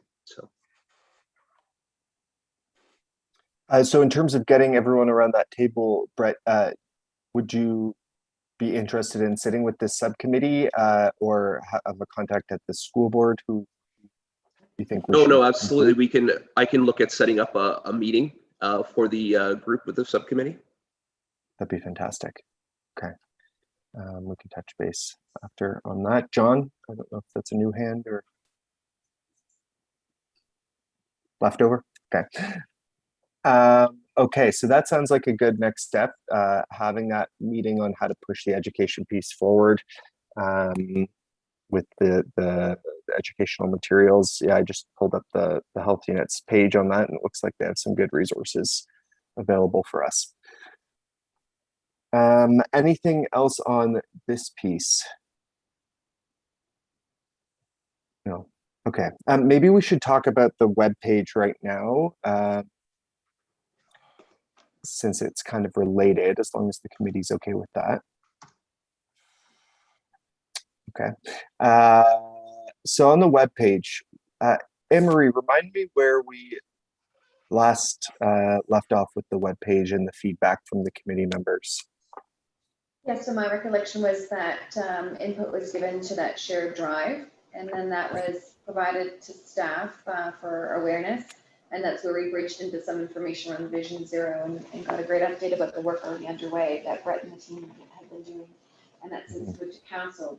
But we've yet to come back to what might be possible around the links that we requested or identified as idea generation around then who could give us feedback on best layout, and if there was a more specific staff member to move the next step around maybe looking at a layout design to organize different links and resources that were identified on that Word document. Mm-hmm.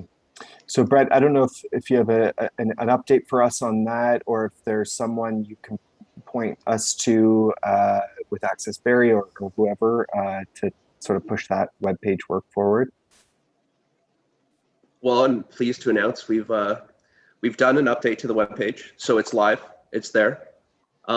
So this is, again, we're striving for a good first cut. So this is our first major revamp of the AT webpage. So it's up, it's live. IT just finished GIS mapping for walking and cycling. So that was just sent to me today. So we'll add that link to the page. So feel free, take a look around. I think recognize how far we've taken it, and it's always a continuous improvement. I'm sure there's always little things that we can enhance. So happy to take that feedback. So that's there. You might run into issues if your browser has cached the old page. So just if you have to delete your history or cached settings, that happens to me quite often with Barrie.ca. So the GIS is up, it's static. I talked to IT about any kind of routing options, and that's not something that they're capable of providing. And they suggested that using Google Maps or even the Strava cycling app have better functionality than they could provide. So that was the response on that specific item. But we're able to get the new layout with the icons up, a lot of the links that was provided. So a lot of great information we're able to incorporate.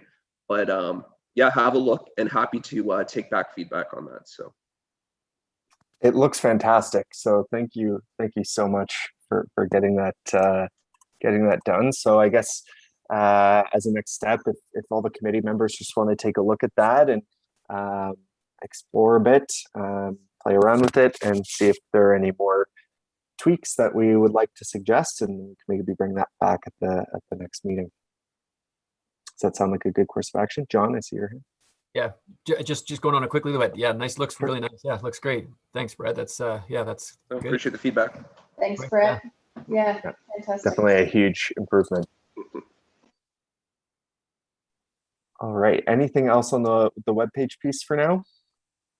I guess it might just be, where do we want to revisit some of the pieces, back to some of the comments about Strava and kind of healthy competition or data tracking or that engagement piece. And so is there a good time to then look at, where we've broadened links and outreach opportunities to connect people to the website, explore that. But Brett, is there a piece when we talked about, licensing and being able to have more of an interactive opportunity to share data, and it might promote, engagement and supporting identifying walkable, connected streets. Is that kind of an out here piece when our website changes around, functionality? Is there a bigger plan tied to communications? And I'm putting in the spot here. Maybe it's more of a question for staff on a Monday night. But wondering about, how far do you think we can go that's reasonable? Or should we live with this for now?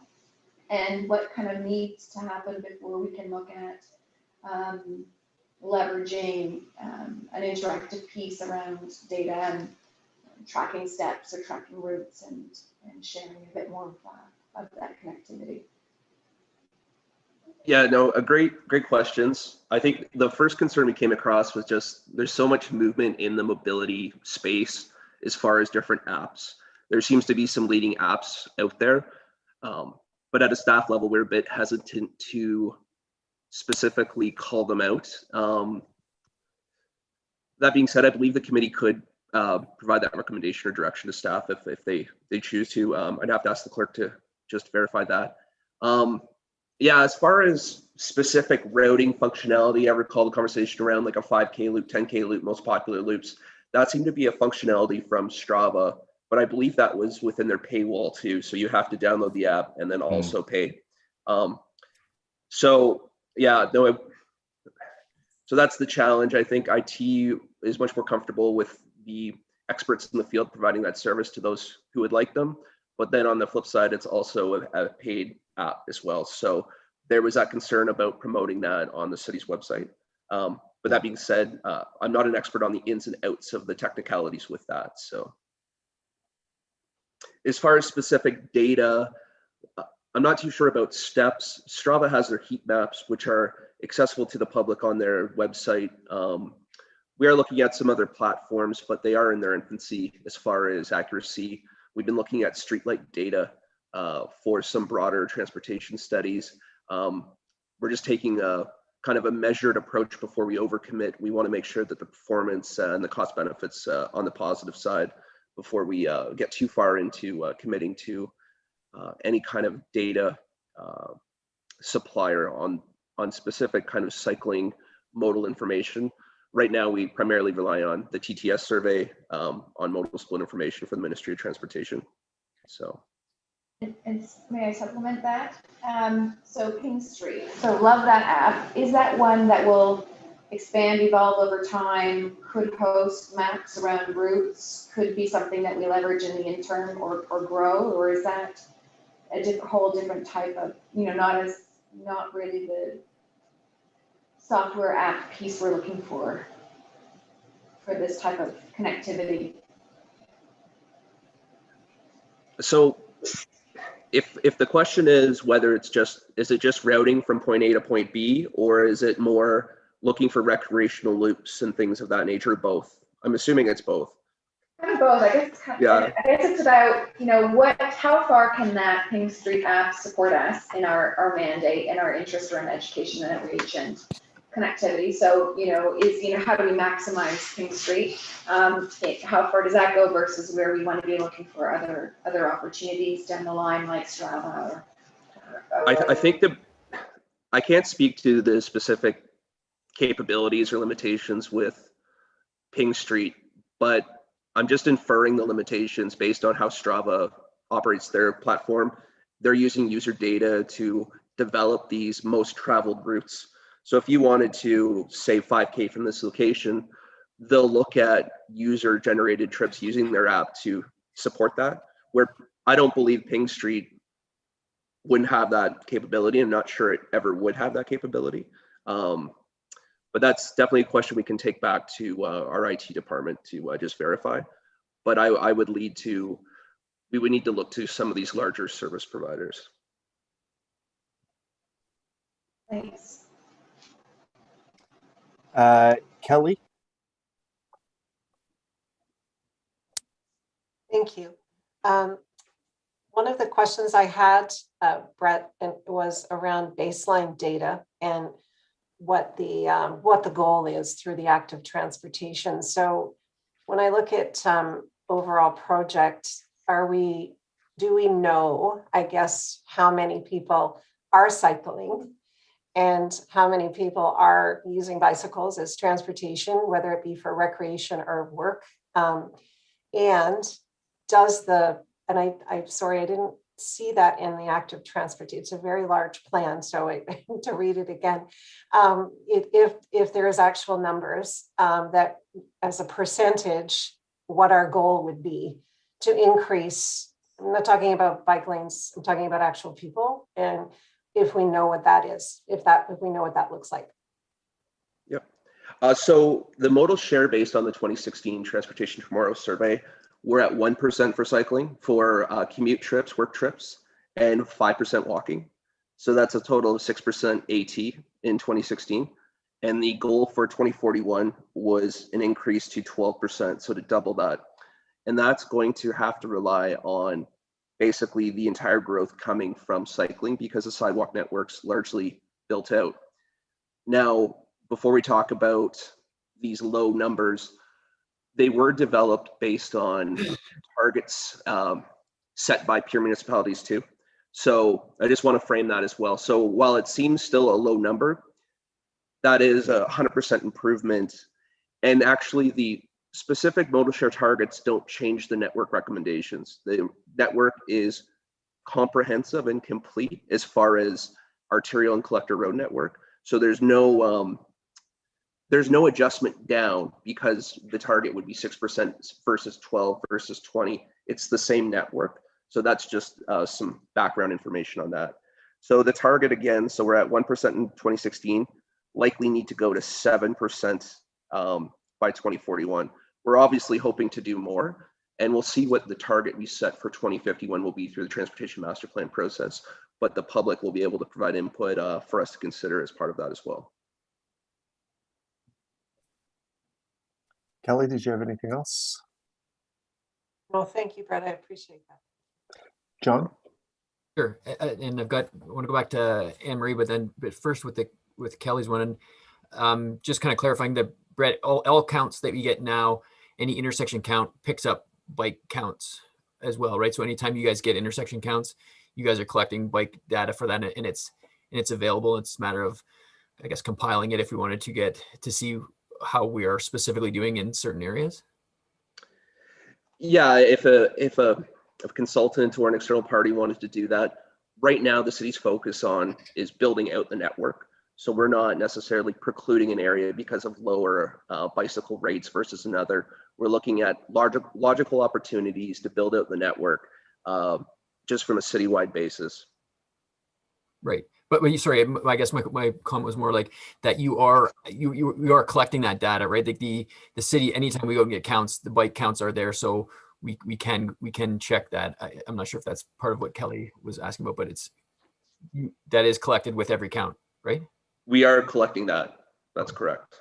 Okay, great.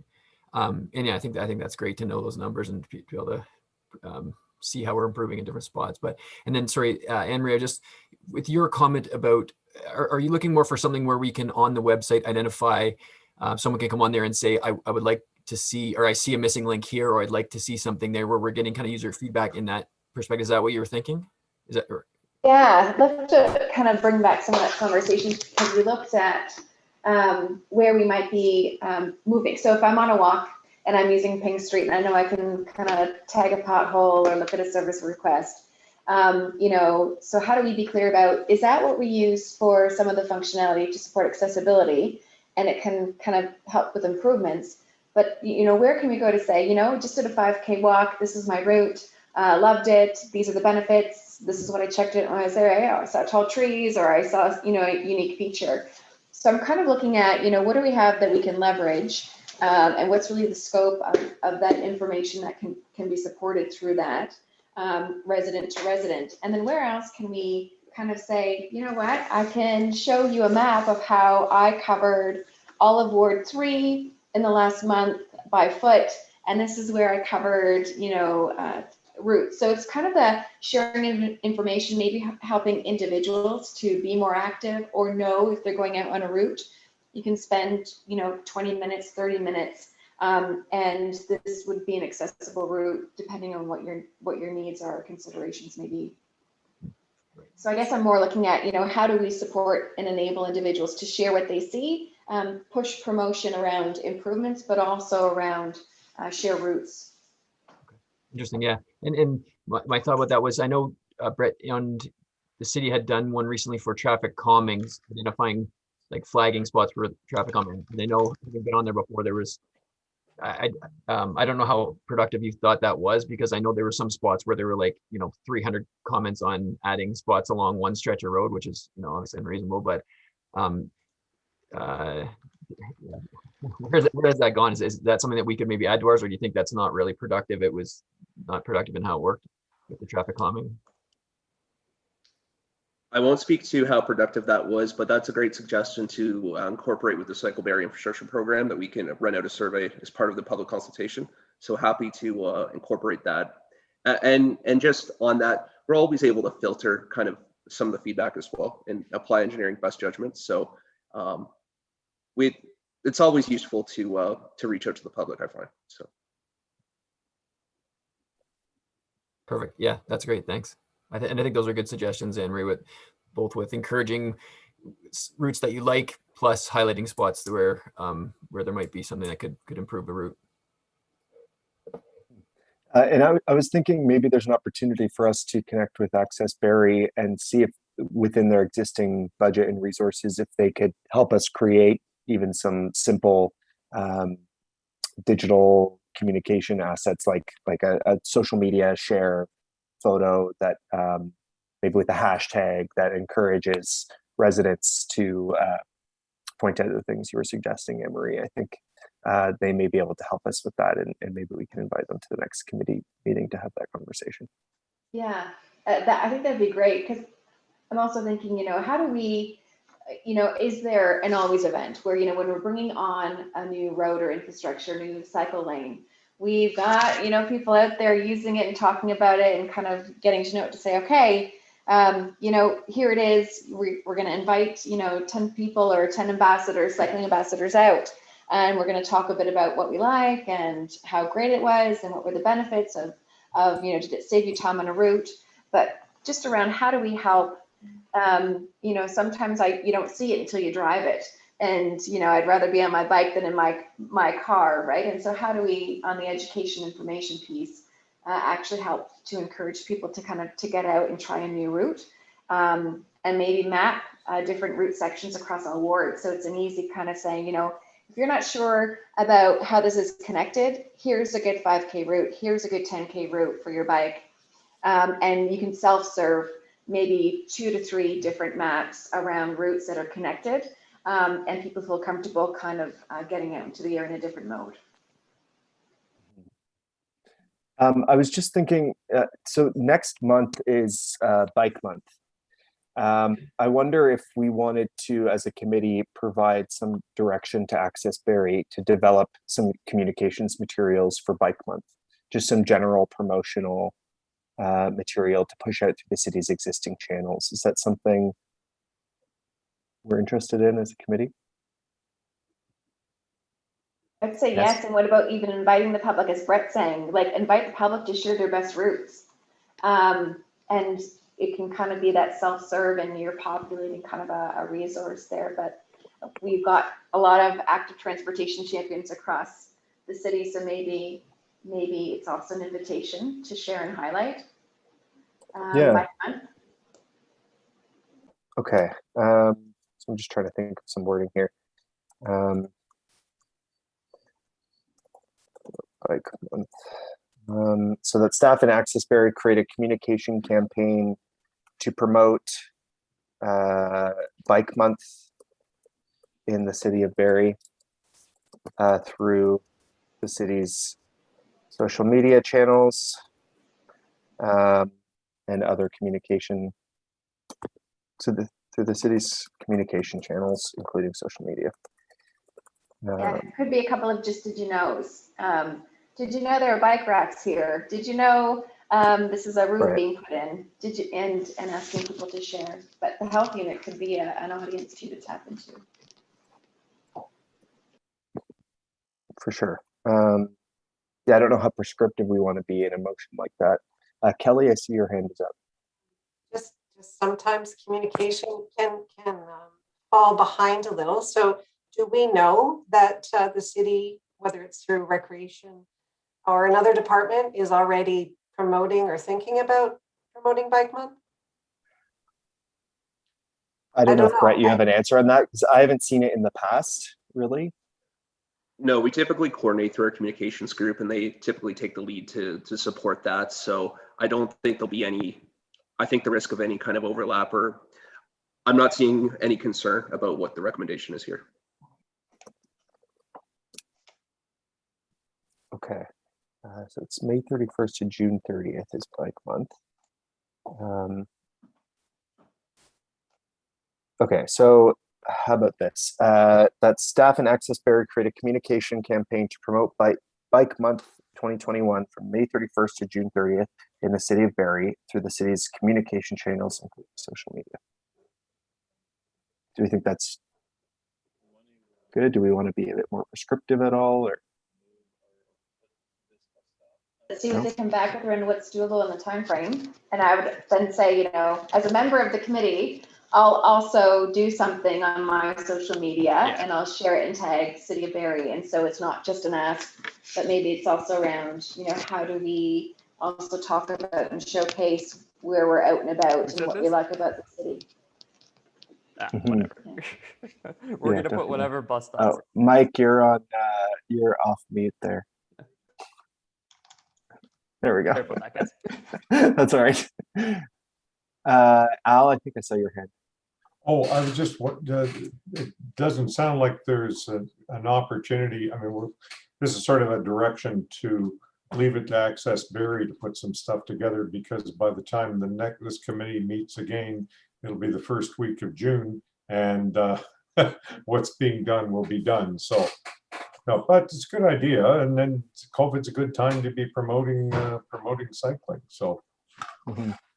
Yeah, it's totally a last minute thing, and that's why there's nothing about a report back. And I guess the hope is just that they do what they can do with the existing budgets and staff timing. Kelly?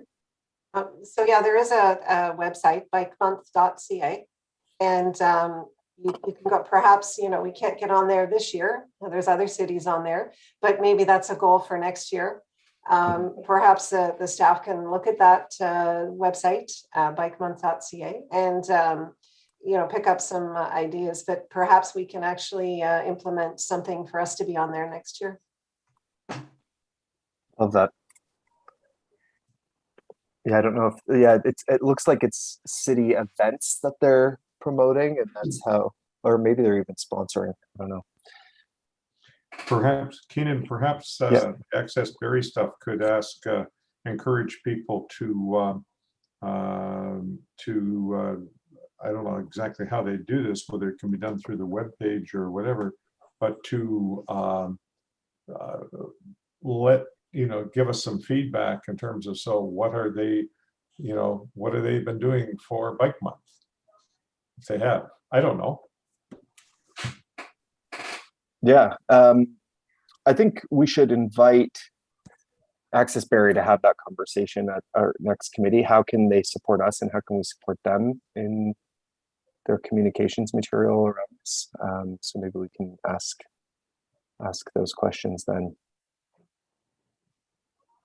Emery?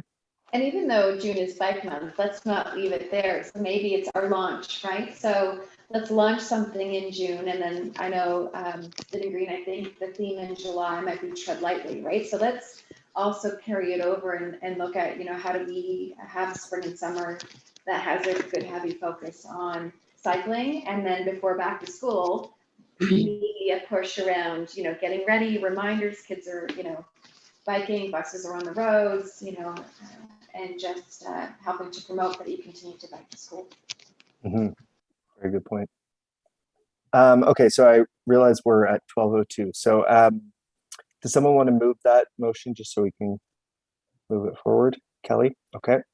Any other discussion or questions on that, or does anyone need me to read it again?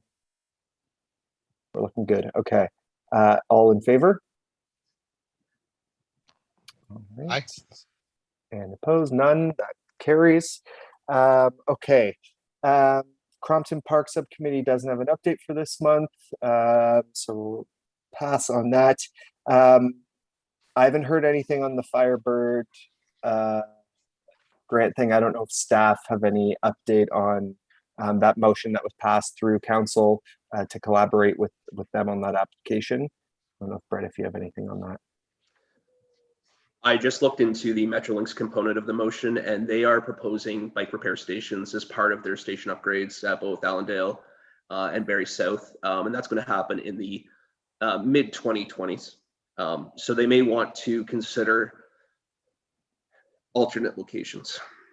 Yeah, okay, that's good to know. Thank you. Brandy, I see you popped up. Was there something you wanted to? Aside from just randomly pressing buttons, no, I just heard my name, so I just wanted to pop on and just check and make sure I wasn't needed. Okay. Just putting the pressure on for us to wrap this damn meeting up. Okay.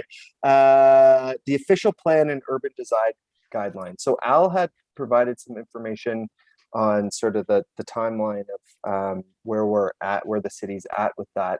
I don't know if there's an appetite for us to provide an official submission on the second draft, or if we have the capacity to do that or not. It's a lot of work to kind of sift through. Al, I don't know if you had any thoughts on moving that work forward at all. Well, we don't know what they're doing with what we told them on the first draft. So I mean, that's the inherent problem. And I sent a fairly detailed submission in on my own behalf. So I'm to the first draft. So I'm waiting to see what what comes out. But Thomas Wiersba had, unless I misunderstood him, I thought he said that would have been out this past Thursday, and I still haven't seen any information on that. I don't know if you or Anne-Marie has any. I can check. I think it was going to be released around the second week, and then it was an end of May open house. But I did want to jump into comment that we can ask staff to provide forward the current state of that. So we did engage staff around, can we get a sense before waiting till mid-May on seeing that second draft. So I would say that could be an action to staff to ask about how those suggestions were incorporated and if they can get us something by email to look at as soon as possible. And they were suggesting that they would want to be having another meeting with this committee too. So okay, that's good to know, and we can maybe formalize that for our June meeting, because it looks like I just checked on buildingbarrie.ca. May 6th is when. Yeah, go ahead. Oh, sorry, just it was the dates and timing that Thomas said, well, we know what they are. We think we know what they are, but they're going up through the staff hierarchy. So I can't tell you what the dates are. And that's what I've been waiting to see. And I thought that was going to be out that information was going to be out last Thursday. But I don't know that. And he said it'll be posted and made public and everything else. And everybody who made submissions I understood would be getting a notice from the city on that, but I haven't seen anything yet. So Yeah, so it looks like draft 2 of the official plan will be posted on May 6th. That's what it's saying here. oh, okay. And Maybe I then, got the Thursday wrong. and then there's an open house on May 19th, 4 to 8 p.m. And then there's a public meeting on June 2nd.